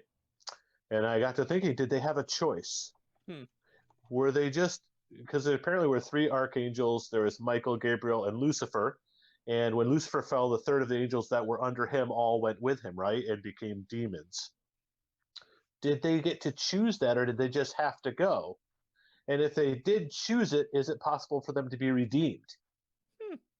Wow. And and that's the right response is Megan's response of because I don't know that it has an answer, but I don't know. I've always found that to be a very interesting question, and I don't know which way to think about it. It's kind of weird. Yeah, I just liked how weird it was, and that again, with threads, we like to just create space for stuff that doesn't get talked about. And I'm sure if we were to sit down and think, we could come up with pages of questions like that. But does anybody else have any insight or ideas into that whole question? Well, it kind of brings up the same thing, and it's a rhetorical, I swear, we talk about on threads, why does God allow sin? It's kind of the same thing. And it's just like you talk and talk about it, and it's just like, okay, we're not getting anywhere. Yeah. I can't get a firm answer, and I'm not expecting one, but I've never had anyone tell me or explain it to me, either the angels or whatever, a good response to it. And maybe I'm just not smart enough to comprehend the responses that they've given me, and I'm okay with that. But yeah, I feel like it's kind of the same, goes along the same lines for me as, okay, well, that's, it's cool to talk about, but I'm more of and if you guys have listened, I need it's hard. The faith is hard for me. Like I need the tangible, I can touch and feel and create. And oh boy, I'm going down a rabbit hole. We bring up the miracle thing, like all these miracles we read in the Bible. Like, why am I not seeing this stuff happen in 2020? Like this, hey, Lord, perfect time. Let's do it. Right now, Right. let's get it done. But yeah, so that's my 2 cents on it. My only comment is I suddenly feel very shallow because I've never thought about that. No one does. No one does. It's my brain. Don't worry about it. Dave's It's not really profitable, like Jason said. It doesn't help to talk about it. Well, I mean, it does and it doesn't. I mean, I feel, and this is not a cut on anyone else, but like Dave and Ben are pretty deep thinkers, and like that angel question probably would never pop into my head, and I'm okay with talking about it, but it actually makes me frustrated that I can't get the freaking answer for, you know, why is God allowing the COVID-19? You know, why is He allowing all these people to die? Well, that's sin, Jason. Cool. I'd like to get an answer. Sin, bro. Sin, bro. Right? Oh man. All right, well, let me just really quickly mention a couple of things before we jump into the unfiltered finale. We have merch. If you didn't know, you can get sweatshirt, t-shirt, hat, I think. Check it out on our website, threadspodcast.com. And of course, join us on Facebook and Instagram and sometimes Twitter. We post throughout the week, and it's always fun to have commentary on some of the things we post. So as you're cooped up, follow us on Facebook, Instagram, and Twitter, and join in the conversation. And with that, I'll hand it over to Jason, who's gonna tell us how we're wrapping this up. Yeah, real quick. If you get communication on Twitter or Instagram, it's me. If you get communication on Facebook, it could be both of us. What's the other one? Is that it? I think Oh, that's it. YouTube. But yeah, we stopped streaming to YouTube. But yeah, just so you know, if you get communication, those are the what's going on. So, And half the time on Twitter, it's actually coming from the right account. why did I post from the wrong I, account? I, I've I'm had sure a I few where did. you've responded as rideshare. That's Don't worry, I hilarious. do it too. Oh man, that's frustrating. At least I'm not calling you out or just swearing or being terrible. That's so funny. That's so funny you said that. So we're gonna jump in our unfiltered finale. If you've listened to our episode before, this is kind of what we've something positives, connection we made, and yada yada. So it's a little different this time because of the quarantine. But mine, real quick, is just spending more time with the kids. Has been cool. Sometimes, to be unfiltered, sometimes I worry about my parenting. I grew up pretty shitty. I mean, I grew up in Jenison, but I had an abusive mom and a dad that didn't intervene, and I broke the cycle. I didn't beat my kids, which is great. Like, oh, that's a huge win. Everyone, like my therapist is like, oh, you should pat yourself in the back. I'm like, yeah, okay, whatever. I know it's important, but I struggle spending a ton of time with my kids because I worry I'm going to mess it up. And now I'm being forced to. And it's been good. We've been playing more games and stuff, but yeah, that part's been cool to connect with them. I don't know if Megan and I are connecting as well because it's just, I'm home. She comes home from work, and there's a TikTok meme. Oh, gosh. I should have shared. It's something about, like, the other spouse is essential, and the other one's sitting on the couch and like, "How you forgot about me," or something like that. So that's what I kind of feel like. She comes home, and I'm like ready to dump everything on her. But the kids have been good. It's been surprisingly well, and I thank God that things have been going well with that. So that's kind of my positive. So Awesome. Mine's kind of on the same note, just involving my daughter. I've talked at length on previous episodes of just some of the struggles that we've had. Miracle joined us when she was 8, and so she had 8 years of life that were not great before she joined our family. And David, you mentioned the book, The Body Keeps Score. Hers definitely did. She came to us with just a ton of trauma, a ton of things that nobody should ever have to face, let alone, a child. So her responses to stressors are very rooted in trauma, and it's fight or flight or freeze, and she doesn't have the same skill set that perhaps a normal, whatever that means, 11-year-old would have. And so it's made parenting to be very challenging. But with this quarantine, I've had a lot of wins with my daughter, and it feels really good. My wife has always kind of had a solid connection with her. My wife has a background, she's a social worker, so she kind of gets that thing. I tend to lose patience far too often with my daughter, but we're finding ways to connect in the midst of this quarantine. Um, I set up my hammock last night and she wanted to be outside with me in the backyard. So Hmm. she played her Glee music until 9 o'clock. That was a bit obnoxious, but we survived. And then at 9, she turned it off like I asked her to. She didn't fight or anything and just joined me on the hammock. And we just had a great time being goofy. Um, and then something else that I've noticed is uh, my wife used to be the go to person for Miracle. Like anything she needed, she'd go ask mom. Well, now she's starting to ask me. And Hmm. that is just awesome to see. So, yeah, this quarantine sucks, and COVID-19 is obviously something that's on my mind a lot. And I have anxiety about that. But even in the midst of that stuff, I can see there's a lot of good things happening, especially with my daughter. So, and then I think we're also just in general, we're learning how to be more tolerable of each other, and we're having more grace and showing more grace. And I hope those things continue even after, this whole COVID thing is over. All right. So who would like to go next? I was gonna say Matt. I just going down the list on the Google Doc. So Sure. There must be an echo in the room because mine's also about family and how, hey, we're here all the time, all day, every day. all the But time.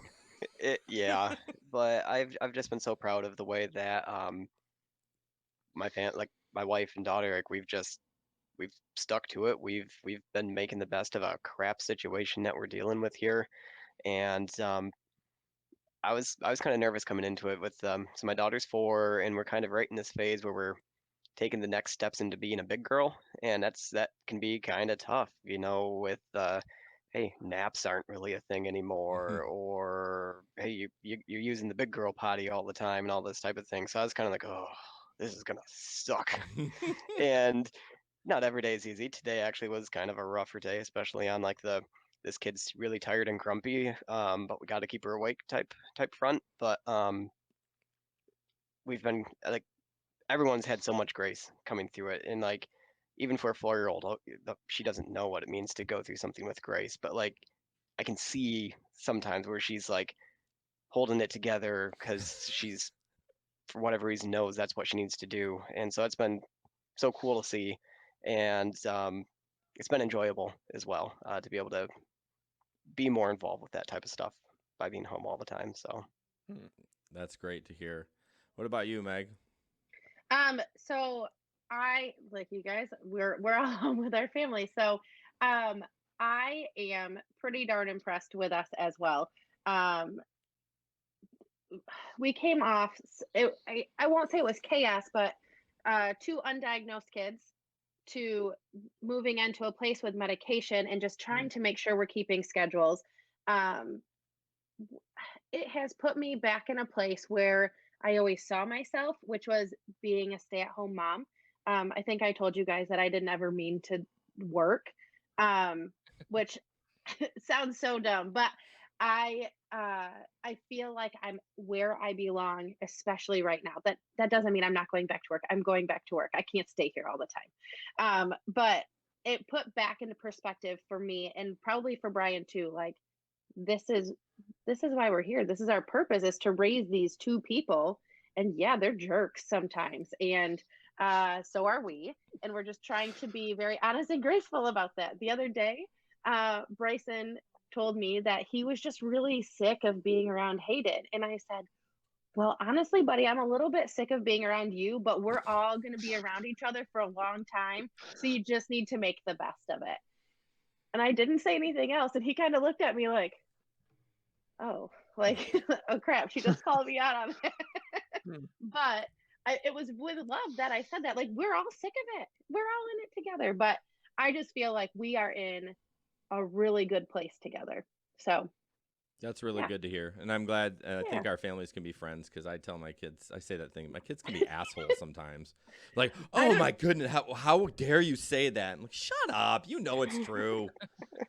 I say it, I don't say it to their faces. Well, yeah, I wouldn't call my kid an a-hole to their face, but if I'm like talking to Ben or something, like my kids are being jackasses tonight. You know? Oh yeah. All right, what about you, Chris? Oh, much of the same. Spending time with the kids has been really good experience. I've been trying to be outside as much as possible. Um, my boys are very active, and um, before they came home, I found a trampoline on Facebook Marketplace Awesome. and talked to my wife. Said, "Hey, let's get it," and she was on board. So Friday, I got it first thing in the morning and put it together, and the boys were jumping in the afternoon, and they've been out there every day. So it's been really fun, and of course, trying to share the experience that my wife goes through every day Hmm. has been a little dose of reality for me. Yeah, we were planning on buying the kids a trampoline. Well, it's a long story, but we've had one sitting in our sitting room for like 3 months, just unused because it was an 8 foot, and that's like good for like a 2-year-old. So we had to get a big one, and we were gonna wait till May, getting back to work, starting to make regular money again, and then this happened. I'm like, we ain't waiting. So we bought. Did you find one? We bought a brand new one online. We didn't. Okay. We decided not to do the used thing. I mean, it can go either way with used. I don't know how it went with you, Chris, but the parts might not be there, and I don't know. I was like, you know what? I am not very handy, so I'm just going to. Listen, trampolines are hard to find right now online. I'm anywhere. sure. I'm sure. I've been looking all over. The weekend they announced that Friday where we could go in and get our stuff. I bought it that day. Like I knew that it was not going to happen. So. Yeah. Go, Chris. Good job, Chris. It went well for me. Well, Good. the purchasing of it, Okay. and the mat itself was only a year old. Okay. He had gotten a new mat, so and I put it all together. I had to put the mat on 3 times because I didn't read the instructions very well. Thank you. And they were kind of vague. So Oh, I go ahead. No, Yeah. I have a story. Like the same thing happened. I had instructions, and I told Megan and I were doing it together at night, and it was getting late, and I'm like, I can't read instructions. I can't put stuff in 3D in my head. When I see it 2D, I'm like, oh, I'm screwed. Like I can't turn it around in my head. So I said, you just tell me what to do. I'm a good gopher. I'm a good worker. I'll put it together. So she told me we get it all done. And then we had the little side thing. Well, it didn't line up. And so I had to take everything apart, all the springs off, everything. And we kind of got in an argument. She went inside, and I sit out there for 2.5 hours in the dark with like a headlamp and put that son of a bitch together, and so they could have it the next day. That's awesome. was this your new trampoline? Yeah, the brand new one. Like, How is it? It's a round one. yeah. Yeah, mine's square. Oh, Yeah. Ooh. Yeah, even tougher. ooh, that sounds So horrible. much room for hired you. flips. What was that, Megan? Indeed. I said so much room for flips. Right. Well, anyways, so David, what about you? And then we'll wrap this sucker up. I'm a person who's very into routine. And of course, through all this, a lot of my routines have been eliminated. And so just trying to, as that's been eliminated, it can cause me to become irritable and surly. And I heard a great definition of anger a while ago. And anger is when you don't get what you want. And so then I can get a little bit, unpleasant to be around. And I have this emotion in me that it feels like I deserve to express that irritation because I didn't get what I want to have. And so living in close proximity with everyone and everyone's always home. And sometimes it feels like I should be able to get to say something and to express that I'm irritated and to be able to kind of be curious about that and why I'm feeling that way. And so sometimes when you have the slowdown and you're not as busy as it used to be, and you kind of really have to take a look at yourself and why you do the things you do, I think it'd be a real healthy, helpful thing to stop that process and go, I need to really explore why I'm feeling irritated right now, and I need to be honest and open and vulnerable about that. And that can feel risky at times because sometimes it feels stupid that you're feeling that way in the first place. And to be able to just, even with my wife, and really start to connect with her on a deeper level, and being trying to be more open and honest with her about the person I am, especially in a second marriage, and to let her in more about who I am as I become more and more certain that she's not going to reject me. Mm. Because that's what I think it all goes back to, right? We're all worried about being rejected because we're not good enough. So just continuing to try to do that work and understand that, and trying to connect at a deeper level with the people that I know I really love. Mm. Yeah, I appreciate that. You and I are kind of like, I'm a routine guy, and over the winter, being a gig worker, it's hard to keep a routine. Kind of it, you're not punching a clock, so you're kind of your own Yeah. boss. And then when lawn care was coming, I'm like, oh yeah, time to get up at 5:30, have my drink of coffee, leave at Yep. 7, like every day. And then I was doing it for a week, and then it went away. I'm like, no. And I do Yeah, get I totally understand. I do as well get irritable about that routine, but I appreciate you saying that, just taking the time to calm down before you kind of spout off a little bit. I mean, that's just me. But real quick, Megan brought up a good point, and my wife Megan, my wife's name is Megan too, said the same thing. We had talked about this thing, and it feels like God wanted us all to slow down and say, "Oh, by the way, you're so disconnected from each other. Hold my beer." You know what I mean? And God drinks beer? It's wine, communion wine. yeah, sorry. Good point. And I'm not trying to be insensitive to people that are experiencing death and symptoms from all that, and not making light of it. But sometimes, I mean, everything happens for a reason, and I know it's hard to say that sometimes, but and accept it. But I really do. I think he's kind of like, man, you guys are all disconnected. I mean, you guys need to spend more time together, and I'm hoping. I mean, I'm hoping when we come out of this that we all can still, we still stay connected. I feel like I'm missing people in my life that I should have been talking to the whole time, And so on that note, I appreciate everyone for being here. I'm glad no one had anything to do so that they could to come in. And I hope it was a break from the mundane of like living life with the fam, and not that you don't want to be around them, but those kind of things. Yeah, thank you to each one of our guests for being here. For Megan and Dave, thanks for coming back. Love having you guys on. And Chris and Matt, you guys have been chiming in and been super fans for a while now, and really appreciate um, both of you had some very kind things to say about the show, and really appreciate you guys. So thanks everybody for being here tonight. Yes, it's Thank fun. you Thanks. guys. I'm going to sign off, but if everyone can stay online real quick after we go offline, I would appreciate it. So, all right, guys, thanks.